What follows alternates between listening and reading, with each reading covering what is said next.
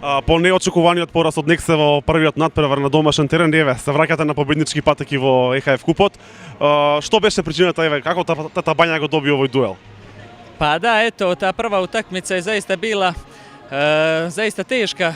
U prvom poluvremenu protiv Nexa smo jako dobro odigrali, međutim u drugom poluvremenu se desio naš pad, a oni su jako poboljšali njihovu odbranu i napad.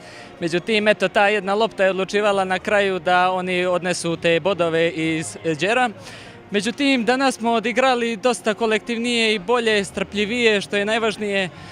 Ekipa je danas pokazala da ipak želi da se kvalifikuje dalje i da odradi što je imala u planu. Тата Бања е една од ретките екипи што сезонава го има победено големиот Веспрем. Но имавте неочекуван кикс против Генгеш и против Егер во унгарската лига. Цели Тата Бања на пласман на некој од првите две позиции, пласман разигрување за титулата во Унгарија оваа сезона? Pa znate kako, mi smo mlada ekipa i uvijek imamo velike ambicije. Međutim, to su naše oscilacije. Protiv mnogo jakih ekipa mi možemo da odigramo jako kvalitetno.